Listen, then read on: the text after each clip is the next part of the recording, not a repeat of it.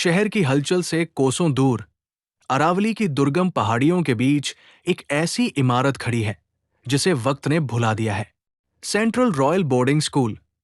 एक समय में ये शिक्षा का मंदिर था, लेकिन आज ये सिर्फ एक काला साया है। 1995 की उस धुंध भरी रात के बाद यहां कभी उजाला नहीं हुआ। जो लोग इस इलाके के करीब रहते हैं वे बताते हैं कि अमावस की रात को स्कूल की पुरानी जंग लगी घंटी अपने आप बजने लगती है। टंग टंग टंग। ये आवाज किसी को बुलाने के लिए नहीं, बल्कि चेतावनी देने के लिए है। स्कूल के चारों तरफ कंटीले तार लगे हैं और सरकारी बोर्ड पर लिखा है प्रवेश वर्जित। पर क्या महज एक बोर्ड उस खौफ को रोक सकता है जो इन दीवारों के भीतर कैद है? पुरानी फाइलों के मुताबिक यहां पढ़ने वाले बच्चे रातों रात गायब हो गए थे। पुलिस को न तो कोई सुराग मिला, नहीं कोई चश्मदीद। मिला तो सिर्फ एक वीरान कैंपस, जहां आधी अधूरी किताबें आज भी डेस्क पर धूल फाक रही हैं। वो आखिरी क्लास का मंजर, दृश्य, क्लासरूम का नजारा जहां आज भी पुरानी कापियां खुली पड़ी है। संगीत, अचानक धड़कन बढ़ाने वाला सस्पेंस। उस साल की सर्दियों की एक शाम थी। नवंबर का महीना और पहाड़ियों पर गिरता कोहरा। स्कूल के हॉस्टल में सब कुछ सामान्य था। बच्चे डिनर के बाद अपने कमरों में सोने चले गए थे, लेकिन वार्डन मिस्टर खन्ना के लिए वो रात सामान्य नहीं थी। उन्होंने अपने लॉगबुक में लिखा था कि उस रात स्कूल के कुत्ते अजीब तरह से रो रहे थे। रात के ठीक 2:15 बजे पूरे स्कूल की बिजली चली गई। अंधेरे के उस सन्नाटे में मिस्टर खन्ना ने सुना कि कोई गलियारे में नंगे पैर भाग रहा है। उन्हें लगा कि शायद कोई बच्चा शरारत कर रहा है। टॉर्च की कमजोर रोशनी लेकर जब वे बाहर निकले तो उन्होंने देखा कि कॉरिडोर के अंत में एक बहुत लंबा और दुबला सा साया खड़ा था। वो साया स्थिर था, लेकिन उसकी मौजूदगी से हवा का तापमान गिर गया था। जैसे ही खन्ना ने उसे आवाज दी, वो साया अचानक दीवार के पार ओझल हो गया। डर के मारे खन्ना अपने कमरे में वापस भागे, लेकिन असली मंजर तो सुबह दिखने वाला था। 3 गायब होते बच्चे और खून से लिखे शब्द। दृश्य, स्कूल के कॉरिडोर में बिखरा सामान और दीवारों पर अजीब निशान। अगली सुबह जब रोल कॉल हुई तो स्कूल में सन्नाटा पसर गया। क्लास 10B के पूरे 50 बच्चे गायब थे। उनके बिस्तर वैसे ही बिछे थे, उनके जूते कमरे के बाहर रखे थे, लेकिन बच्चे कहीं नहीं थे। प्रिंसिपल मिस्टर डिसूजा ने जब उन कमरों की तलाशी ली तो उन्हें वहां कुछ ऐसा मिला जिसने उनके रोंगटे खड़े कर दिए। कमरे की दीवार पर चौक से नहीं, बल्कि किसी गहरे लाल रंग के पदार्थ से लिखा था, हमें आजादी मिल गई, लेकिन उसे रास्ता मिल गया। वो उसे कौन था? ये सवाल आज भी इस स्कूल की जर्जर छतों के नीचे गूंजता है। धीरे धीरे स्कूल के दूसरे हिस्सों से भी अजीब शिकायतें आने लगी। लाइब्रेरी की किताबें अपने आप उड़ने लगती थी और साइंस लैब में रखे कंकाल रात को कॉरिडोर में चलते देखे जाने लगे। पूरे स्कूल में एक ऐसी जगह थी जहां दिन के उजाले में भी कोई जाने की हिम्मत नहीं करता था। कमरा नंबर 13 फीट। ये कमरा स्कूल की सबसे पुरानी विंग में था। कहते हैं कि ये कमरा कभी खोला नहीं गया, लेकिन यहां से आने वाली आवाजें पूरी रात बच्चों को सोने नहीं देती थी। कभी चौक से लिखने की आवाज, तो कभी किसी भारी चीज को घसीटने का शोर। एक रात स्कूल के एक युवा टीचर ने यह ठान लिया कि वे इस रहस्य को सुलझा कर रहेंगे। उन्होंने ताला तोड़ा और अंदर दाखिल हुए। अंदर का नजारा किसी बुरे सपने जैसा था। पूरा कमरा हजारों टूटे हुए चौक के टुकड़ों से भरा था, और उन टुकड़ों के बीच फर्श पर एक विशाल आकृति बनी हुई थी, जो दिखने में किसी इंसान की नहीं बल्कि किसी दानव की लग रही थी। टीचर वहां से चीखते हुए बाहर निकले और अगले ही दिन उन्होंने स्कूल छोड़ दिया। उनके बाल एक ही रात में पूरी तरह सफेद हो चुके थे। 5 जब इमारत बोलने लगी। दृश्य, स्कूल की दीवारों में दरारें पड़ना और वहां से काला तरल पदार्थ निकलना। जैसे जैसे वक्त गुजरा, ऐसा लगा जैसे ये इमारत खुद एक जीवंत राक्षस बन गई है। दीवारों से एक अजीब सा काला तरल पदार्थ रिसने लगा। स्कूल के स्टाफ ने महसूस किया कि इमारत के भीतर से धड़कन जैसी आवाजें आ रही हैं। जो बच्चे बच गए थे वे अब अजीब हरकतें करने लगे थे। वे घंटों तक एक ही दीवार को घूरते रहते और अपनी ही भाषा में कुछ बड़बड़ाते। मिस्टर डिसूजा को समझ आ गया था कि ये किसी इंसान का काम नहीं है। उन्होंने पुलिस को बुलाया, लेकिन पुलिस के आने से पहले ही वो खौफनाक रात आ गई जिसे द लास्ट बेल कहा जाता है। आंधी तूफान के बीच स्कूल की वो पीतल की भारी घंटी फिर से बजी। इस बार इसकी आवाज किसी संगीत की तरह नहीं, बल्कि चीख की तरह थी। उस रात के बाद किसी ने मिस्टर डिसूजा या उस स्कूल के किसी भी स्टाफ को दोबारा नहीं देखा। आज 30 साल बाद भी वो इमारत वैसी ही खड़ी है। वक्त ने इसके चारों तरफ अपनी पकड़ मजबूत कर ली है, लेकिन इसके भीतर का खौफ आज भी ताजा है। लोग कहते हैं कि जो 50 बच्चे उस रात गायब हुए थे, उनकी आत्माएं आज भी अपनी क्लास पूरी होने का इंतजार कर रही हैं। गांव वाले आज भी शाम ढलते ही उस पहाड़ी की तरफ देखना बंद कर देते हैं। कुछ उत्साही युवा जो खुद को निडर समझते थे, एक बार कैमरा लेकर इस स्कूल के अंदर गए थे। उनके कैमरे में जो कैद हुआ वो देखकर इंटरनेट पर हड़कंप मच गया। वीडियो में साफ दिख रहा था कि एक खाली क्लासरूम में बेंच अपने आप हिल रही थी और ब्लैक बोर्ड पर कोई अदृश्य हाथ लिख रहा था, तुम यहां क्यों आए? जैसे जैसे वे युवा स्कूल की गहराई में बढ़ते गए, उन्हें एहसास हुआ कि वे जिस कॉरिडोर में चल रहे हैं वो कभी खत्म ही नहीं हो रहा। वे उसी जगह बार बार वापस आ रहे थे जहां से उन्होंने शुरुआत की थी। उन युवाओं को अब समझ आ गया था कि वे इस चक्रव्यूह में फंस चुके हैं। तभी उनकी टॉर्च की रोशनी एक पुराने लकड़ी के ढक्कन पर पड़ी जो फर्श पर छिपा हुआ था। ये उस तहखाने, बेसमेंट का रास्ता था जिसके बारे में स्कूल के पुराने नक्शों में भी जिक्र नहीं था। जैसे ही उन्होंने उस ढक्कन को हटाया, नीचे से एक ऐसी बदबू आई जैसे सदियों से कुछ वहां सड़ रहा हो। सीढ़ियां नीचे की ओर जा रही थी, उस अंधेरे में जहां रोशनी भी जाने से कतराती थी। जैसे जैसे वे नीचे उतरे, ऊपर का दरवाजा अपने आप एक जोरदार धमाके के साथ बंद हो गया। अब उनके पास पीछे मुड़ने का कोई रास्ता नहीं था।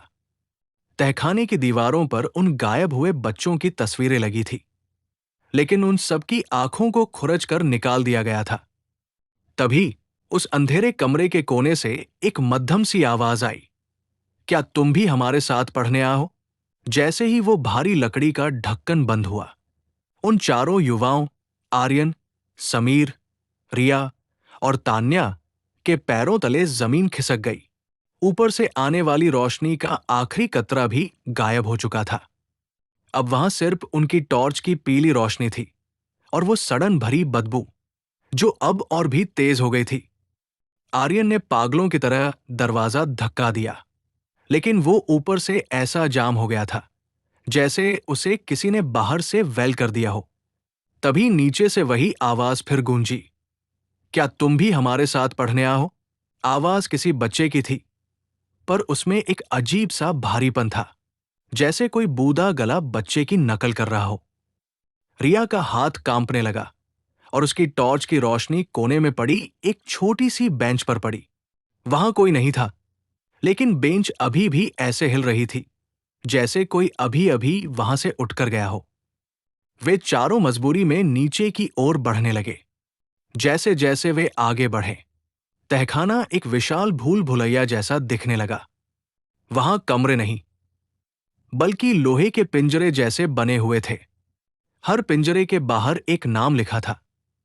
तान्या ने चीखते हुए एक पिंजरे की ओर इशारा किया। उस पर लिखा था राहुल, रोल नंबर 42 फीट। ये वही बच्चा था जो 1995 की उस रात गायब हुआ था। पिंजरे के अंदर राहुल का बैग और उसकी पानी की बोतल आज भी रखी थी, लेकिन बोतल के अंदर का पानी अब काला पड़ चुका था। तभी समीर की नजर दीवारों पर लगी उन तस्वीरों पर पड़ी।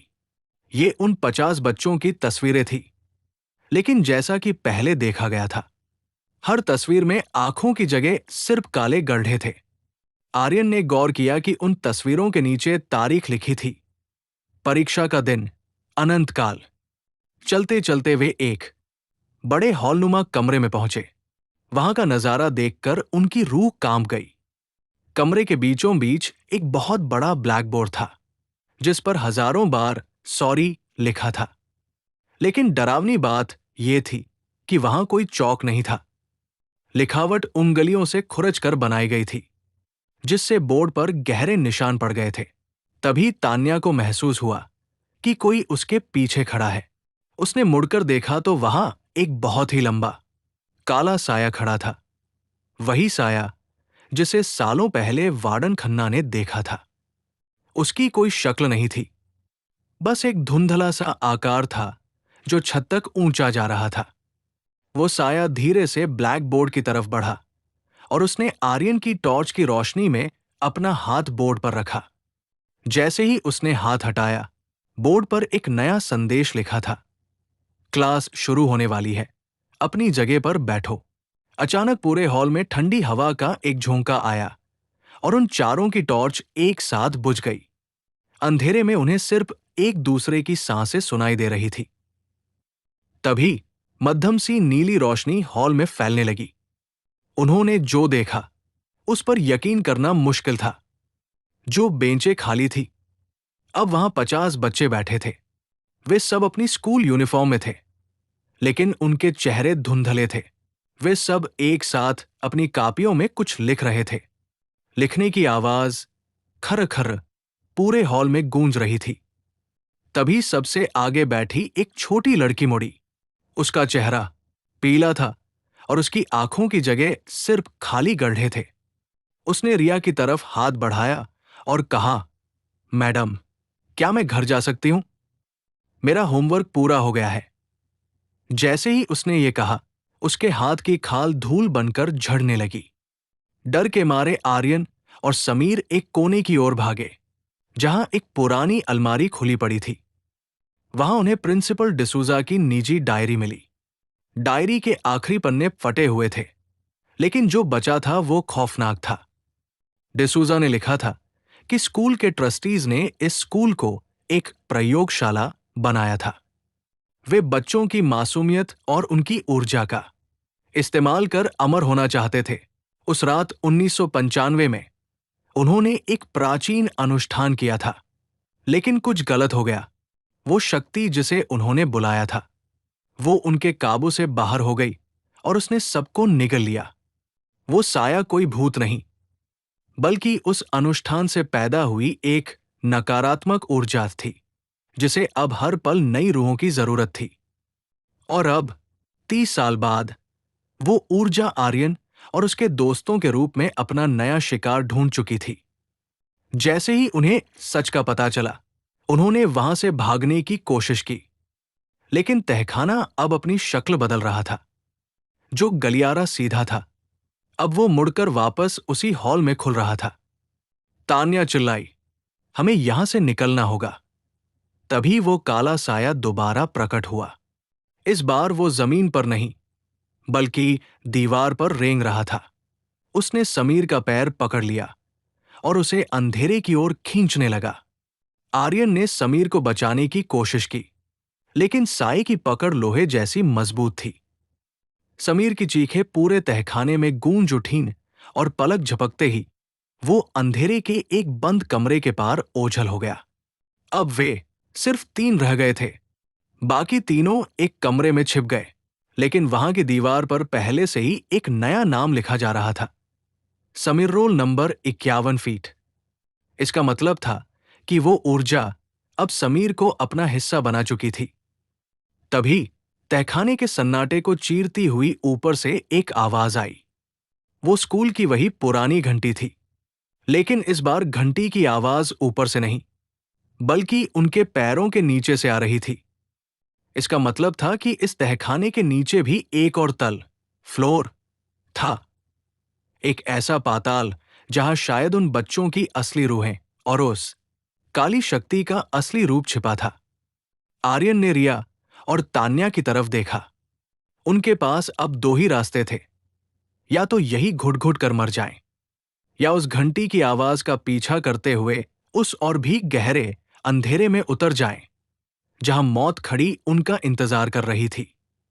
समीर के गायब होने के बाद आर्यन, रिया और तान्या के पास अब शोक मनाने का भी वक्त नहीं था। स्कूल की घंटी की आवाज अब उनके पैरों के नीचे से इतनी तेज आ रही थी कि जमीन कांप रही थी। अचानक कमरे के बीचों बीच लगा एक भारी पत्थर का स्लैब खिसक गया और नीचे एक गुप्त कक्ष दिखाई दिया। वहां से उठती हुई दुर्गंध इतनी तीव्र थी कि उनकी आंखों से पानी आने लगा। रिया ने फुसफुसाते हुए कहा, समीर वहां हो सकता है, हमें नीचे जाना ही होगा।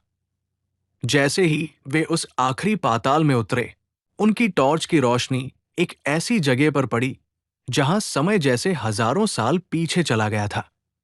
वो एक पुरानी प्रयोगशाला नहीं, बल्कि किसी प्राचीन बलिवेदी जैसा लग रहा था। चारों तरफ पुरानी हड्डियों के ढेर लगे थे और बीच में एक विशाल पीतल की घंटी लटकी थी, जो बिना किसी के छुए अपने आप हिल रही थी। कमरे के केंद्र में समीर एक पत्थर की मेज पर बंधा हुआ था। उसकी आंखें खुली थी, लेकिन वो पथराई हुई थी। उसके चारों तरफ वही गायब हुए 50 बच्चे खड़े थे, लेकिन अब उनके चेहरे धुंधले नहीं थे। उनकी त्वचा मोम की तरह पिघली हुई थी और वे सब एक सुर में वही प्रार्थना गा रहे थे जो स्कूल में सुबह की असेंबली में होती थी। जैसे ही डिसूजा ने समीर को छूने की कोशिश की, आर्यन ने अपनी हिम्मत जुटाई और पास पड़ी एक पुरानी तांत्रिक छड़ी उठाई, जिसका जिक्र डायरी में सुरक्षा के लिए किया गया था। उसने चिल्लाकर कहा, इन्हें छोड़ दो, तुम्हारा वक्त खत्म हो चुका है। डसूजा ने एक भयावह ठहाका लगाया। यहां वक्त रुक चुका है। लड़के, इन बच्चों की मासूमियत ने मुझे वो शक्ति दी है कि मैं इस इमारत की दीवारों के अंदर भगवान हूं। जो यहां आता है वो यही का होकर रह जाता है। तभी आर्यन को एहसास हुआ कि वो घंटी महज एक आवाज नहीं थी, वो उस शापित शक्ति का दिल थी। जब तक वो घंटी बजती रहेगी, ये रूहें यहां कैद रहेंगी और डिसूजा शक्तिशाली बना रहेगा। आर्यन ने रिया और तान्या को इशारा किया कि वे समीर को खोलें, जबकि वो खुद उस विशाल पीतल की घंटी की ओर लपका। जैसे ही वो घंटी के करीब पहुंचा, गायब हुए बच्चों की रूहें उसके ऊपर टूट पड़ी। उनके छोटे छोटे ठंडे हाथ आर्यन को खींचने लगे। आर्यन के हाथ पैर जम रहे थे, लेकिन उसने अपनी पूरी ताकत लगाकर उस तांत्रिक छड़ी से घंटी के बीचों बीच प्रहार किया। एक कान फाड़ देने वाली चीख पूरे स्कूल में गूंज उठी। घंटी से खून जैसा काला तरल पदार्थ निकलने लगा। डिसूजा का शरीर जलने लगा और वो राख बनकर बिखरने लगा। तभी रिया ने समीर को मुक्त कर लिया, लेकिन समीर अभी भी सुध-बुध खोया हुआ था। आर्यन ने चिल्लाया, भागो, ये पूरी जगह ढहने वाली है। वे चारों पागलों की तरह उन गलियारों से भागने लगे जो अब तेजी से ढह रहे थे। उनके पीछे पीछे उन 50 बच्चों की रूहें भी भाग रही थी, लेकिन इस बार उनके चेहरों पर खौफ नहीं, बल्कि एक अजीब सी शांति थी। जैसे ही आर्यन और उसके दोस्त स्कूल के मुख्य द्वार से बाहर कूदे, एक जोरदार धमाका हुआ और वो 3 मंजिला इमारत ताश के पत्तों की तरह गिर गई। धूल के गुबार के बीच उन्होंने देखा कि उन बच्चों की परछाइयां धीरे धीरे आकाश की ओर उठ रही थी, जैसे आखिरी घंटी के बजते ही उन्हें उस कैद से मुक्ति मिल गई हो। सुबह की पहली किरण पहाड़ी पर पड़ रही थी। 30 साल बाद पहली बार उस जगह पर सूरज की रोशनी पहुंची थी। समीर अब धीरे धीरे होश में आ रहा था, लेकिन वो पूरी तरह खामोश था। वे चारों अपनी जान बचाकर वहां से निकल आए, लेकिन उस रात ने उनकी जिंदगी हमेशा के लिए बदल दी थी। शहर वापस आकर जब उन्होंने वो वीडियो फुटेज देखी जो उनके कैमरे में रिकॉर्ड हुई थी, तो उनके रोंगटे खड़े हो गए। वीडियो के आखिरी फ्रेम में, जहां स्कूल का गेट बंद हो रहा था, वहां एक छोटी सी परछाई अभी भी खड़ी थी। और सबसे चौंकाने वाली बात, आर्यन की पीठ पर एक छोटा सा हाथ का निशान उभरा हुआ था।